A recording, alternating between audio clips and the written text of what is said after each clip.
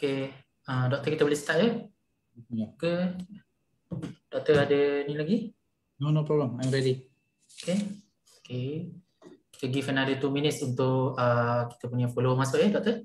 Okay. Okey.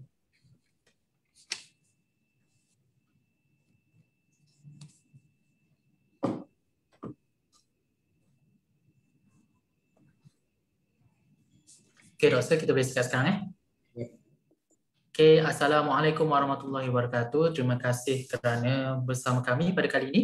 So 30 minit bersama pakar kali ini akan bersama dengan Dr. Muhammad Nawar Arifin. Beliau adalah pakar trauma dan ortopedik untuk kanak-kanak.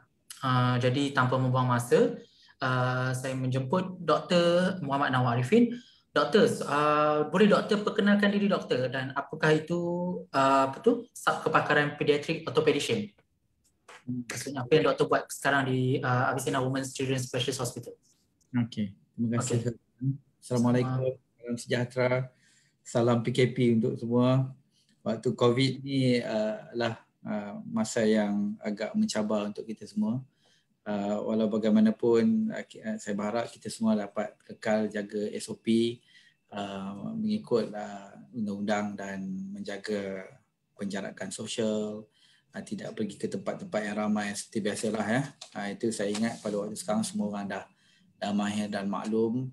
Keadaan sekarang mengundang untuk semua orang memberikan kerjasama yang baik, insyaAllah. Nama saya Dr. Muhammad Nawar Arifin, boleh panggil Dr. Nawar. Saya di bahagian pediatric orthopedics di Avicenna Women and Children Hospital. Saya ambil peluang ini untuk ucap terima kasih pada pihak penganjur yang menganjurkan acara 30 minit bersama pakar ini. Ini adalah peluang saya untuk nak bersama dengan netizen yang mendengar rancangan bersama-sama dalam page Avicenna pada hari ini. Kerja saya berkaitan tentang tulang kanak-kanak. Tapi tulang ini lebih kepada bukan sekadar tulang keras saja. Dalam pediatric orthopedics kita cover juga keseluruhan musculoskeletal system. Termasuklah sendi, termasuklah daging, termasuklah anggota tangan dan kaki, tulang belakang, pangkal leher, rongga pelvik dan kawasan tulang belakang. Jadi ini adalah bahagian yang saya cover lah, terutama untuk peringkat kanak-kanak yang berusia daripada seawal-awal lahir sampailah ke usia lebih kurang 15-16 tahun, dan ada setengah-setengah kes sampai 18 tahun pun. Ini adalah bidang pediatric orthopedics lah. Alhamdulillah itu minat saya sebagai seorang pengamal perubatan. Okay, jadi baik. Jadi itu adalah skop kerja doktor harian ya. Jadi doktor secara kebanyakannya juga terlibat tentang kecederaan lah Syazwan ya. Kalau kerja harian tu saya on call 24 jam dari seminggu. Jadi tentang jatuh, patah tulang, terseliuh sendi, luka, terkena kaca di bahagian anggota tangan dan kaki, dan aksiden, kan sekali-sekala dapat road traffic accident dan sebagainya untuk golongan kanak-kanak. Jadi dalam masa yang sama trauma tu is a major bulk saya lah, atau apa, banyak kes yang datang tu adalah kerana jatuh dan kecederaan. Okey, doktor, jadi boleh doktor terangkan secara general bagaimana perkembangan tulang tu pada kanak-kanak tu? Baik, tulang termasuk dalam sistem musculoskeletal, iaitu yang tadi saya sebut. Tulang ini selaku kita punya penguat yang di dalam badan, yang memberikan struktur, yang memberikan fungsi. Tapi yang menggerakkan di hujung tulang terdapat sendi. Sendi-sendi ini pula digerakkan oleh daging-daging atau muscle-muscle-nya. Dan sendi-sendi ini pula dikuatkan dengan ligamen, dan muscle ini disambung pula ke tulang dengan tendon-tendonnya. Yang menggerakkan semua ini juga memerlukan sistem salur darah dan saraf yang bekerja dengan baik. Jadi semua ini adalah keperluan untuk mendapatkan apa yang kita panggil sistem tulang yang baiklah. Tapi tapi dia bukan sekadar semata-mata terhadap tulang sahaja. Banyak orang fikir kalau nak sihat tulang ni minum kalsium je tuan. Okay. Minum susu saja, kalsium saja tulang. Tapi sebenarnya kesihatan tulang amat bergantung kepada kesihatan sistem musculoskeletal. Termasuklah protein untuk muscle, termasuklah exercise untuk sendi dan joint, ya, dan makanan-makanan sihat yang lain. Tentu perkembangan tulang untuk kanak-kanak ini amat penting kerana pada waktu inilah tulang dan sistem musculoskeletal membesar dengan begitu rapi, begitu cepat. Terutama apabila anak-anak melalui dua fasa. Yang pertama adalah fasa toddler, iaitu kita ambillah lebih kurang umur setahun sehingga 4 ke 5 tahun. Ini kita senang cerita kalau anak-anak kita yang waktu fasa pergi ke sekolah tadika ini, Syazwan. Ini adalah fasa pertumbuhan tulang dan sistem musculoskeletal yang amat tinggi. Yang kedua, berlaku juga perkembangan tulang pada kanak-kanak pada peringkat kedua, iaitu sewaktu mereka dekat-dekat nak masuk usia akhir baligh. Iaitu kalau kita boleh ambil kira mungkin pada kanak-kanak perempuan berusia pada umur 11, darjah 5, darjah 6, kadang masuk ke tingkatan 1, tapi walau kanak-kanak lelaki lewat sedikit, mungkin tingkatan 1, tingkatan 2, tingkatan 3 ke atas. Yang inilah masanya tulang dan sistem musculoskeletal melonjak dan membesar dengan begitu cepat. Dan ia berkadar juga dengan ketinggian. Kalau kita bercakap tentang seorang kanak-kanak itu, dia nak tinggi tak tinggi pun waktu inilah dia membesar, yang akan tulang-tulang keseluruhannya akan membesar. Jadi perkembangan tulang pada kanak-kanak juga bergantung kepada jantina, iaitu selalunya ada perbezaan di antara waktu dan tempoh pemanjangan itu atau tempoh pembesaran itu berdasarkan kepada jantina. Walaupun kedua-duanya spurtnya cepat, iaitu pergerakan pembesaran itu berlalu cepat ketika akhir baligh. Jadi perkembangan tulang kanak-kanak ini kita perlu diingat, kita perlu tahu yang tulang sebenarnya bila dia memanjang, dia tidak memanjang secara keseluruhan. Dia tulang boleh dibahagikan kepada bahagian tengah, bahagian hujung. Bahagian tengah itu dia tidak memanjang secara begitu, tetapi yang memanjangnya adalah di bahagian hujungnya. Terutama apa yang kita panggil as epiphyseal plate.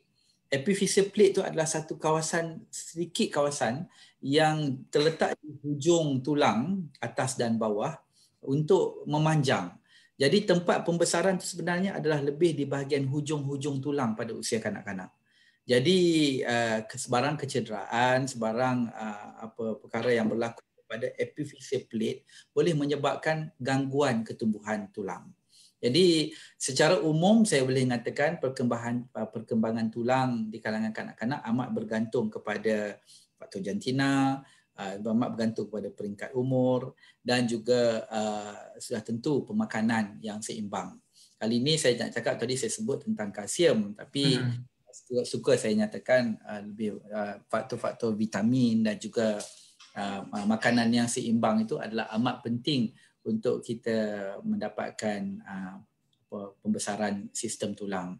Dan kita kena ingat sistem, kalau tulang aja sihat, yang lain tak sihat pun tak bagus juga kan. Betul. Kita kena mata sihat, pemikiran sihat, tubuh badan yang lain juga sihat. Itu yang pertama. Yang kedua, kita kena ingat juga kalau kesihatan fizikal sihat tapi mental dan emosi tak sihat pun tak bagus juga. Jadi kita mementingkan lebih kepada keseimbangan dalam proses pembesaran seorang kanak-kanak. Jadilah kita memerhatikan atau memberikan perhatian kepada pembesaran kanak-kanak secara menyeluruh, bukan hanya sekadar melihat kepada faktor tulangnya saja. Okay. Jadi itu sedikit sebanyak tentang perkembangan tulang pada kanak-kanak. Jadi bila kita cakap pasal perkembangan tulang kanak-kanak tu, apakah ada tak risiko ataupun apakah faktor yang menyumbang kepada rosaknya tulang pada kanak-kanak sementara dia tulang tu tengah mengalami pertumbuhan? Ada beberapa risiko walaupun tidak terlalu kerap, Wan. Yang paling kita nyatakan risiko perkembangan tulang ini sebenarnya yang agak teruk atau yang agak ekstrim tu apabila ada beberapa jenis penyakit yang memang menyebabkan tulang itu terbantuk daripada awal. Sama ada pembesaran ataupun lahirnya sudah demikian. Selalunya perkara begini berlaku di dalam keluarga lah. Ada yang macam contoh penyakit-penyakit seperti short stature, dia memang lahir daripada awal. Ada yang rendah sedikit orangnya, ada yang kadang-kadang ketidakseimbangan di antara badan terang dan juga dia punya anggota, yang itu selalunya melibatkan genetik, menyebabkan kecacatan yang ada dalam keluarga, mungkin daripada mak dan ayah, keturunan juga ada begitu dan sebagainya. Tapi ini kes-kes yang jarang lah. Yang secara umumnya di negara kita, di tempat kita ini jarang-jarang saya jumpa risiko yang menyumbang kepada kerosakan tulang kanak-kanak selain daripada penyakit-penyakit tertentu, seperti penyakit yang kita lihat osteogenesis imperfecta. Memang tulangnya gagal membesar dengan baik dan mengeras dengan baik, jadi boleh menyebabkan tulang anak menjadi lebih senang patah. Tapi ini daripada awal selalunya kita sudah tahu. Secara umum kanak-kanak sebenarnya tidak menghadapi masalah dengan pembesaran tulang. Tulang anak yang patah selalunya bukan kerana tulang itu lemah ataupun rosak, tetapi lebih kepada satu trauma atau satu daya, satu hentakan yang kuat kerana mereka aktif, kerana mereka terjatuh, kerana kecederaan sewaktu bersukan dan sebagainya yang menyebabkan memang tulang yang sihat dan kuat pun akan patah dan cedera juga. Jadi di situ amat pentinglah. Dah tentu ada beberapa keadaan perubatan yang menyebabkan kerosakan pada tulang, iaitu seperti jangkitan kuman dan juga dalam kes-kes tertentu tumor atau kanser. Jadi ini jarang sedikit. Kuman kalau sudah menjadi ke kulit tulang itu kita panggil osteomyelitis. Dan kanser atau ketumbuhan atau tumor yang berlaku kepada tulang juga akan menyebabkan rosaknya struktur atau lemahnya struktur tulang, dan ini boleh menyebabkan kelemahan tulang. Tapi kes-kesnya amat spesifik dan amat boleh kita detect, doktor-doktor boleh lihat melalui X-ray dan selalunya sudah dikenal pasti dengan lebih awal. Okey doktor. Okey, sekarang doktor tahu kan dalam keadaan pandemik sekarang kebanyakan sekolah tutup dan kebanyakannya pembelajaran berada di rumah. Jadi kalau belajar di rumah tu doktor, macam sedia maklum semua pakai gadget, and then ada yang ada laptop, ada yang pakai tablet. So jadi kadang-kadang tu dalam satu hari pembelajaran tu ada 7 hingga 8 jam berada di depan laptop. And then subjek tu bersilih ganti. Jadi apakah efek dalam trend sekarang ni, ataupun bukan trend lah, maksudnya keadaan sekarang ni yang kepada tulang belakang budak, anak. Sebab macam doktor cakap sekarang, perkembangan tulang tu sangat cepat pada usia prime lah, maksudnya prime age diorang daripada 8 hingga 13 tahun tu prime age, dan waktu itulah juga adalah bermulanya formal education, which is diorang kena pakai laptop and all. So apa pandangan doktor? So apakah kesannya pada tulang belakang tu? Selain daripada kesan tulang belakang, saya sebenarnya macam saya sebut tadi lah, kesan pembesaran kanak-kanak itu dari segi sosialnya, dari segi kesihatan yang lain secara umumnya memang terjejas.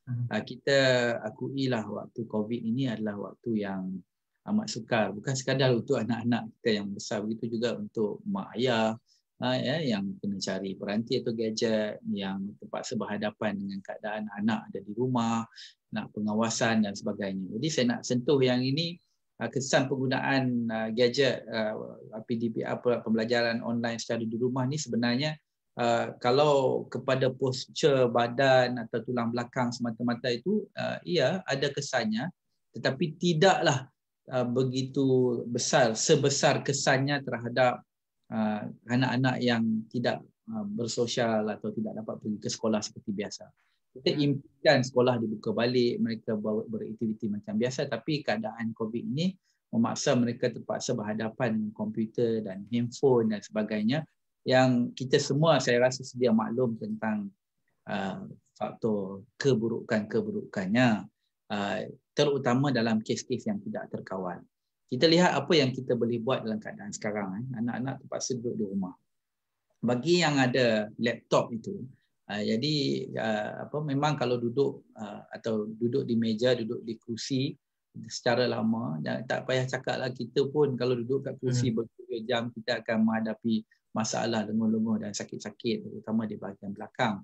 Jadi yang ini pasti kalau duduk yang lama, satu posture yang lama, memang akan mendatangkan kesan kepada tulang belakang oleh kerana satu kedudukan muscle atau daging atau joint yang berada dalam satu kedudukan dalam jangka masa yang lama. Ini memang ada kesannya terhadap posture anak-anak. InsyaAllah. Okey, jadi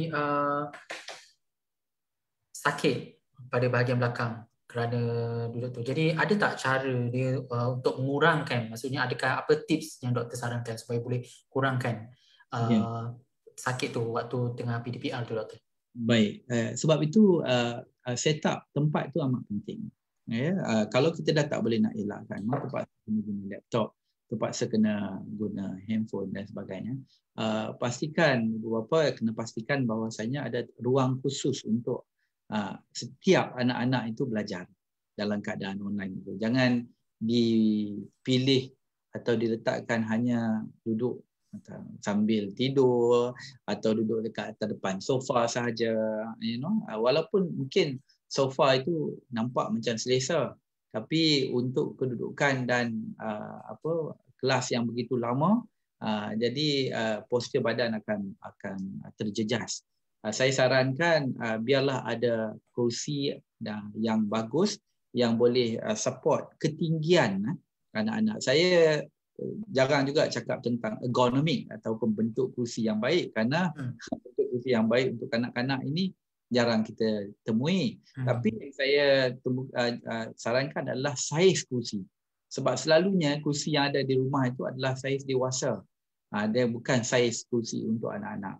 Jadi kalau kita boleh dapatkan saiz sesuai dengan ketinggian anak kita, itu adalah amat penting. Dan begitu jugalah dengan meja tempat meletakkan komputer riba ataupun telefon ini. Kebanyakannya sekarang ni takat muat je lah, maklum sajalah, kan, kursi meja makan, meja dewan makan yang dibuat untuk orang dewasa dan menyebabkan anak terlebih mendongak kerana paras kursi yang lebih tinggi, menyebabkan meja yang lebih besar, anak-anak terpaksa menghela tangan dan sebagainya. Postur badan memang tidak sesuai lah untuk anak-anak. Saya tahu ni agak susah untuk semua ibu bapa mendapatkannya, tapi kalau boleh dapatkan kursi yang meja yang sesuai dengan ketinggian saiz anak-anak kita. Kalau anak kita dah dewasa, sesuai dengan kursi saiz dewasa itu okey. Apa maksud sesuai, Wan? Sedikit. Yang pertama, anak kita tu boleh duduk dalam keadaan tulang belakang dan pinggulnya dalam keadaan tegak. Maksudnya seperti saya duduk ni tegak. Tidaklah anak kita terpaksa kena slouch macam ni ataupun terpaksa melihat ke atas kerana meja yang lebih tinggi. Kalau boleh biar dia duduk dalam keadaan tegak. Kalau tidak ada, kalau kursinya kayu atau tidak mempunyai cukup sponge atau selesa, maka bolehlah ibu-ibu letakkan bantal-bantal kecil di belakang bagi menyokong belakang anaknya. Tapi yang penting adalah saiz dan ketinggian. Masalah yang berlaku yang saya lihat itu adalah sebenarnya sakit di belakang dan sakit leher. Semuanya adalah kerana ketinggian kursi dan meja yang tidak sesuai untuk anak-anak. Itu mengurangkan risiko sakit lah pada tulang belakang. Yang kedua, kita tengok practical purpose lah. Anak-anak kita ni kadang dia belajar bukan kelas tu satu hal lah. In between kelas tu pun, sebab dah ada laptop, dah ada komputer, dah ada handphone di tangan, anak-anak juga mempunyai akses kepada hal-hal yang lain, nak main game lah, nak tengok YouTube lah dan sebagainya. Jadi menyebabkan mereka selaku anak-anak kecil memang mempunyai tarikan ke arah itu, menyebabkan mereka ada tendensi untuk nak duduk lebih lama. So bila duduk lebih lama, sebenarnya kelas dah habis dah. Tapi in between kelas tu sepatutnya kalau ada mak dan ayah harus memastikan biar anak-anak jangan duduk di satu tempat. Biarlah mereka bergerak, pergi ke dapur untuk makan, ada aktiviti-aktiviti lain yang supaya boleh menghilangkan beban, menghilangkan kelenguhan, menghilangkan statiknya muscle pada satu-satu tempat supaya mereka juga bergerak. Itu sebenarnya amat penting, bukan sekadar untuk mata, bukan sekadar untuk ini, tapi untuk keseluruhan badan. Supaya kita ada aktiviti lain di antara tengah-tengah kelas online tadi.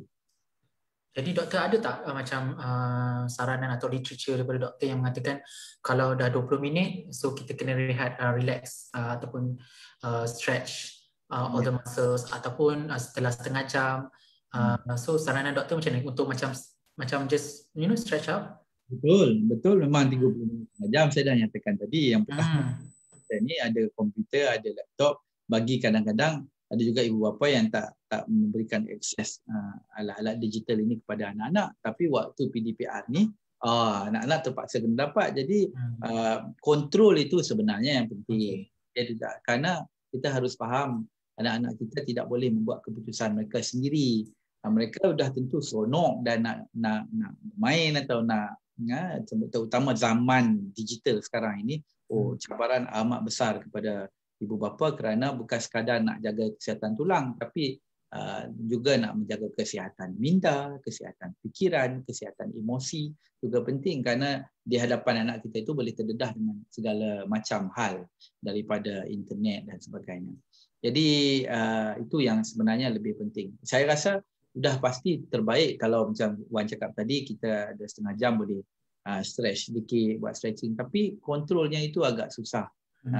Dan melihat juga kepada perkembangan kelas sekarang, pagi kelas agamanya, petang ada kelas dan yang lain. Jadi semuanya bertumpu kepada alat gadget kita. Terutama kalau guna komputer riba atau komputer di rumah itu mungkin skrinnya agak besar. Tapi kalau yang menggunakan handset yang kecil itu lagi rumit dan lebih menyebabkan kanak-kanak lebih terperosok kepada satu posture atau satu keadaan saja. Jadi saya rasa nasihat paling penting kena ada kontrol lah di rumah. Kontrol ya. So itu adalah nasihat Dr. Nawa kepada parents di luar sana ya, untuk amat penting supaya kita boleh monitor dan kita lihat. Kerana saya selalu kata anak-anak tak boleh buat keputusan, kita lah yang buat keputusan bagi anak-anak kita. Okey doktor, saya rasa doktor telah menjawab pelbagai soalan mengenai kesihatan tulang anak-anak dan kesannya apabila kita pada PDPR ni pada tulang belakang anak. Jadi okeylah, nasihat doktor yang last sekali kepada followers kita di laman web Abisena ni untuk macam mana dalam situasi pandemik ini untuk kita kontrol anak kita, ataupun apakah nasihat doktor kepada followers di ini?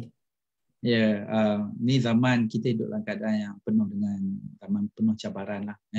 COVID satu hal, yang lain-lain juga adalah ini sebenarnya zaman digital ini. Kita lihat terutama mak dan ayah pun asyik dengan handphonenya. Dah lagi anak-anak. Anak-anak ini menunggu-nunggu juga. Malah ada sekarang ini yang anak-anak pun telah diberikan handphone.